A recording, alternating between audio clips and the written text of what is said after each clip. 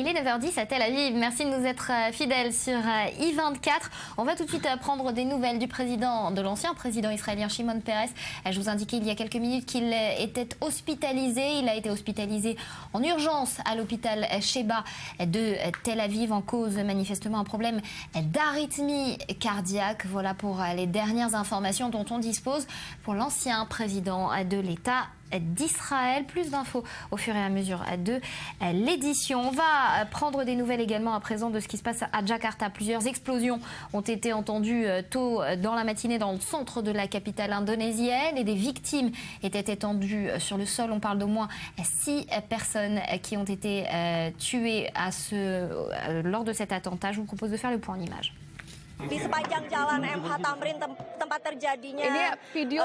Jakarta, plein centre-ville, plusieurs détonations retentissent.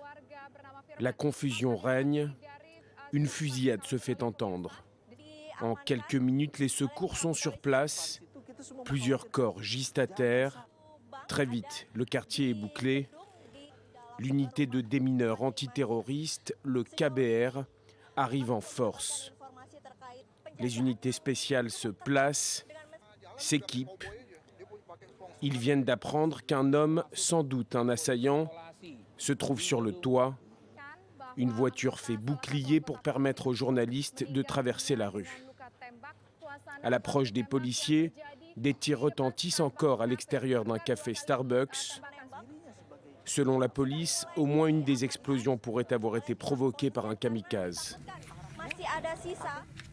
Allez, on va parler d'économie à présent dans cette édition. Et on parle de la santé de l'économie chinoise. Elle inquiète. Celle des bourses de Shanghai et Shenzhen n'est pas non plus rassurante. 2 chutes de plus de 7% en moins d'une semaine pour la dernière. Il aura suffi de 29 minutes pour voir se déclencher la procédure d'interruption ordonnée par les autorités.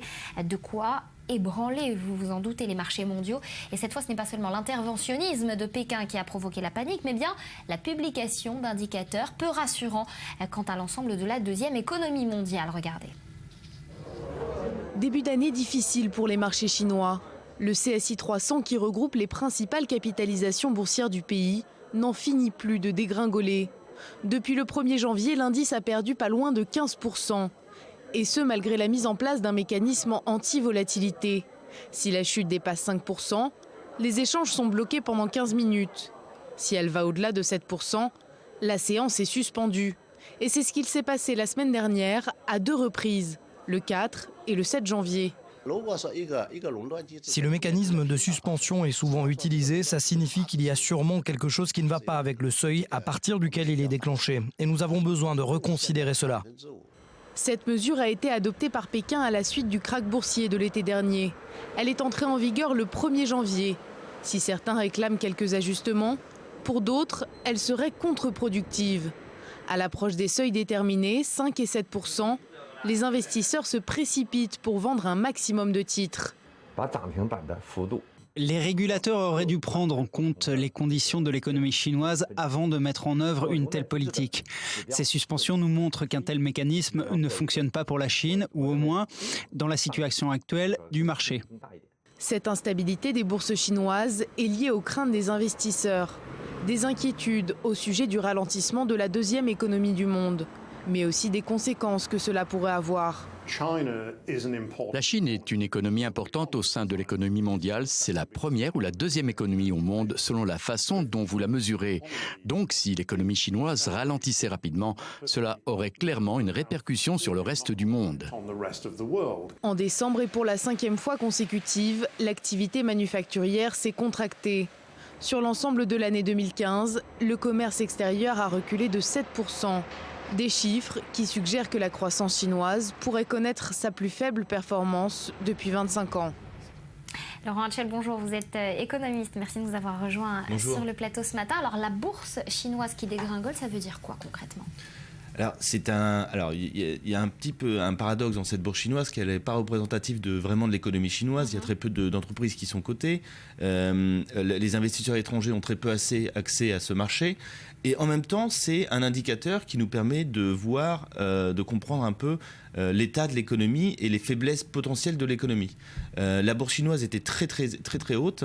Le PER, donc le PER, le Price Earning Ratio, qui calcule en fait combien se payent les bénéfices, c'est de 45 sur la bourse chinoise. Il est de 16 pour les bourses européennes. Donc on peut dire que la bourse chinoise est 3 fois plus chère que les bourses européennes. C'est quand même un indicateur. Ensuite, le gouvernement chinois a poussé la population à spéculer en bourse et ça crée une bulle spéculative qui est en train de se corriger et on espère qu'il ne va pas exploser trop brutalement. Alors justement, pourquoi est-ce que cette baisse, elle fait peur aux autres places boursières? Est-ce que les investisseurs, en gros, ils ont raison de s'inquiéter? Ah oui, ils ont raison de s'inquiéter. Elle fait peur parce que on n'est pas sûr des chiffres donnés par le gouvernement chinois sur l'état de l'économie. L'économie chinoise est la deuxième économie du monde, 18% du PIB mondial. Donc, si on n'est pas sûr de l'état de l'économie chinoise, et c'est important pour l'ensemble de l'économie. On voit le niveau du pétrole qui est très bas. Et surtout, ce qui est important, quelle va être la réaction du gouvernement chinois? Est-ce qu'elle va dévaluer sa monnaie? Si elle dévalue sa monnaie, on rentre dans cette guerre d'échange que se livrent déjà plusieurs banques centrales à travers le monde, la fédérale américaine, la Banque centrale européenne. Chacun essaie de dévaluer, de faire baisser sa monnaie pour être plus compétitif. Il y a un vrai débat au sein de la Chine pour savoir si entre les réformateurs et les conservateurs pour savoir si on fait baisser ce yuan. Si oui, ça rendra plus attractifs les produits chinois. Mais moins, ça rendra la tâche plus difficile aux Européens, aux Américains et aux autres. D'abord aux autres pays asiatiques qui ont beaucoup performé ces dernières années, notamment des pays comme le Vietnam, mais aussi l'Indonésie, l'Inde. Mais ça rendra plus compétitif la Chine vis-à-vis de l'Europe et des États-Unis. Enfin, les produits européens vendus en Chine seront plus chers, donc un autre problème pour l'économie européenne. Alors je voudrais maintenant qu'on s'intéresse, Laurent, si vous me le permettez, à un autre thème. On reste en Israël à présent, avec ces chiffres qui ont été publiés par l'OCDE, 21% de la population israélienne qui vivrait en dessous du seuil de pauvreté. Israël, c'est quand même le mauvais élève de l'OCDE. C'est le très mauvais élève de l'OCDE. Ce chiffre était de 14% en 1995. Alors, il faut expliquer, prendre 2 minutes pour expliquer un peu ce chiffre. C'est un très mauvais chiffre. Cependant, 50% du taux de pauvreté est expliqué par, la population religieuse orthodoxe, dont les hommes ne travaillent pas parce qu'ils vont étudier, et 2, par la population arabe, dont les femmes ne travaillent pas. Donc en fait, ces gens ne sont pas dans le marché du travail, et ça appauvrit les familles, les couples, ces foyers-là. Cependant, ce chiffre reste mauvais parce que malgré la forte augmentation du PIB et de ces dernières années, on voit qu'il y a l'écart se creuse entre les riches et les pauvres. Et cet écart peut s'expliquer par le fait qu'Israël est encore un pays jeune et on n'a pas toutes ces industries qui poussent, qui font monter les salaires graduellement et le niveau économique et social de l'ensemble de la population. On va dire, donc ce qui est important maintenant, c'est de faire rattraper, donc on est poussé vers le haut par l'ensemble de ces, notamment le secteur high-tech. Maintenant, il faut que l'ensemble de la population puisse en profiter, il faut augmenter les salaires. Et ce sera les défis des prochaines années. Merci Exactement. beaucoup Laurent Étoile d'avoir été avec nous sur ce plateau ce matin. Et puis en bref, notez cette info éco également. General Electric qui va supprimer 6500 emplois en France, 765 en France. Le conglomérat américain a précisé que cela se ferait spécifiquement dans les activités énergie d'Alstom dont il a finalisé le rachat en novembre dernier.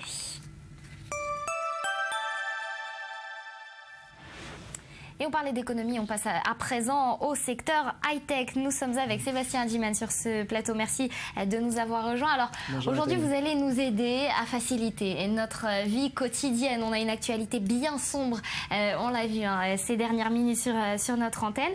Alors vous nous proposez un assistant personnel finalement pour nous aider dans nos démarches administratives. Tout à fait Nathalie. Alors pour vous décrire la start-up que je suis venu vous présenter ce matin, laissez-moi vous décrire la scène suivante. Vous êtes à 3 jours du grand départ en vacances. Et là, soudain, un doute vous assaillit. Est-ce que mon passeport est encore en cours de validité?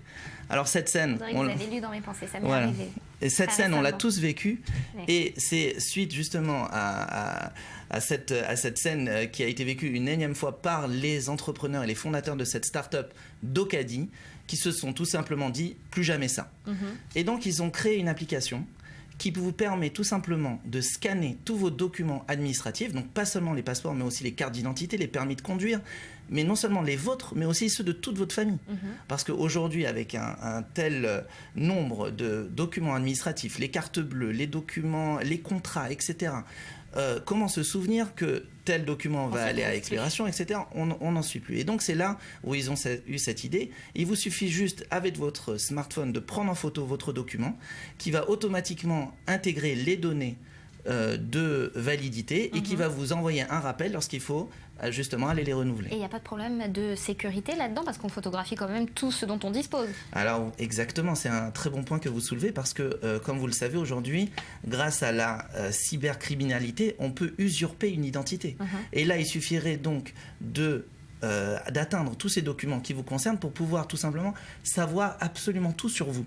Et c'est donc pour ça que ces 3 entrepreneurs israéliens ont levé $1,5 million pour pouvoir investir tout leur savoir-faire, et vous savez que les Israéliens sont extrêmement forts là-dedans, pour créer un coffre-fort, un véritable coffre-fort qui est dans le cloud, ce fameux nuage électronique, qui est tout simplement inviolable.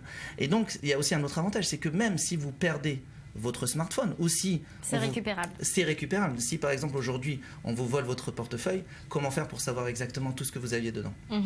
Alors ça, c'était pour agiter le drapeau bleu-blanc. Une autre petite application très rapidement, en hiver, pour se réchauffer les mains, on peut utiliser son téléphone. Exactement. Alors là, j'ai sélectionné cette application juste un peu pour vous montrer jusqu'où va la créativité de ces entrepreneurs.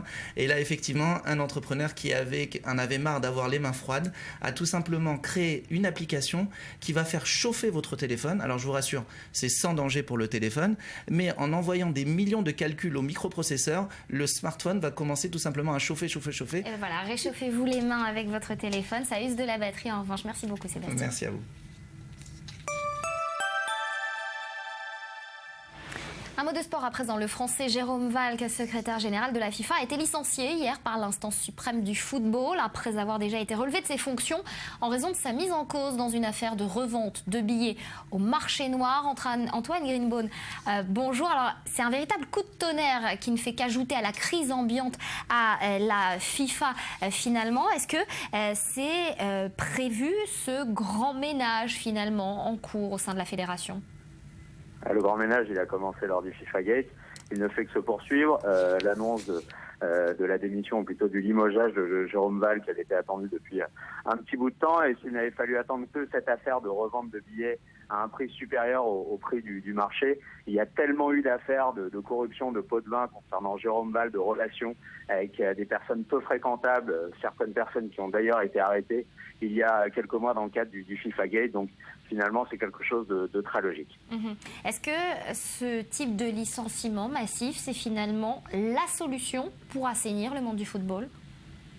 La FIFA est obligée de passer par là. Le FIFA Gate a conduit aux perquisitions, et notamment le fait que beaucoup de Sud-Américains, les affaires de corruption, de pots de vin, elles touchent notamment à des officiels de la FIFA, des membres du comité exécutif du gouvernement du football mondial en Amérique du Sud. Finalement, oui, effectivement, la chasse va se poursuivre, menée par les justices helvètes et américaines. Ce n'est que le début, il va y avoir encore d'autres affaires et forcément d'autres démissions ou d'autres limogeages à attendre. Merci beaucoup Antoine Greenbaum, journaliste sportif, pour ces explications. Voilà donc pour l'essentiel. On va se quitter pour un nouveau point sur l'actualité. Juste après, on reviendra et on parlera de Daniel Balavoine, 30 ans depuis sa mort, à la même date que le Paris-Dakar. On va parler donc de ce chanteur avec ses batailles. C'est Virginie Belaïch qui nous en parlera dans quelques instants.